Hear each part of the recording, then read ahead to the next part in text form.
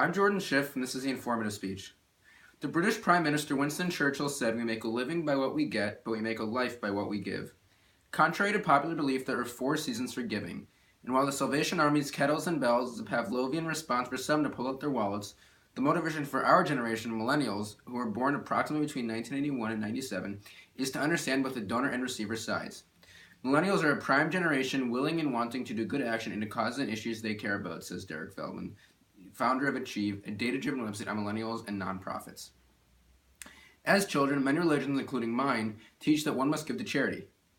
As a child, I remember gathering bags of clothes for the truck that would pass in my neighborhood, giving coins to kids who can, volunteering my time in the special education classrooms, and volunteering with my family at service nights. I love the altruistic feeling that comes from doing good. As the next generation, we will be the ones to determine which organizations are created, which ones shape and continue to shape the way they conduct business, and sadly, which ones will cease to exist. As the next generation, once we are better able to understand nonprofits, we will be better able to determine how to allocate our discretionary income or time. Today, I'm going to share with you what to look for in a nonprofit organization, what millennials want from these organizations, and share with you a real-life example of a nonprofit. The first thing to do is to determine how they allocate their costs. How much is spent on actual operating expenses and that are not directly related to the business? The idea is to have as little as possible spent on miscellaneous expenses and the most as possible on the actual purpose of the business. This information can be gathered from an annual report, financial statements, or the Better Business Bureau.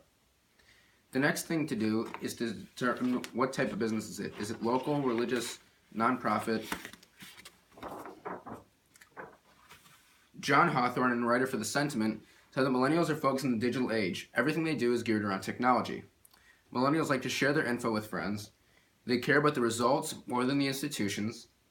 They love to tell stories. If one is able to give a personal connection to an organization, it is more compelling that they will be likely to donate to the organization. Millennials use social media for causes they care about. And they like transparencies. They don't want to look on page 3 for the answer. They want to see it on page 1. Randy Hawthorne, unrelated author, discussed the motivations for millennials to give to nonprofits, said millennials want to understand things on their term. They don't want to have to do what other people want. They want to do things the way they want. And they use the social cloud for social media. Millennials love to volunteer. Millennials want donations to be easy. They don't want to have to go through 12 middlemen. They want it to be done the way they want. And they want to stay in touch. They want the organization to keep in touch with the business. The JCC of Chicago, now that we have an understanding of the basics of a nonprofit organization, which is usually a 501c3, let's look at a real nonprofit, the JCC of Chicago, where I'm an accounting intern this summer. The JCC has annual operating expenses of approximately $40 million, of which half of it is spent on salaries and wages. But let's remember that the JCC is a large-scale organization with various workout facilities and programs for all ages, so it's much larger than your typical nonprofit. Seed 613, a program from the JCC, is a social entrepreneurship program geared to develop the next generation of business leaders.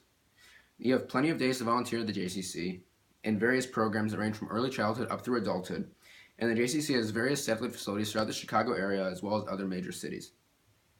How the JCC relates to Randy Hawthorne is that the JCC enables you to stay in touch with social media, to be able to tweet out various events that are going on, and you are able to volunteer in various programs you want on various different days.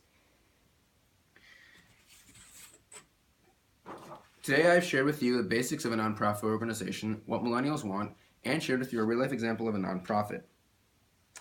The Philanthropist stated in 2014 that about 85% of millennials gave money to charity and 70% gave their time. Our financial means are varied. As you shared with me in the survey, you are willing to give anywhere from 1 to 25% of your income to charity, and you discussed various amounts of time. Our financial means are on a continuum, but let's remember that the rabbinic sage Hillel said, "We make a living by what we... If I am not for myself, who will be for me? If I am only for myself, what am I? If not now, when?"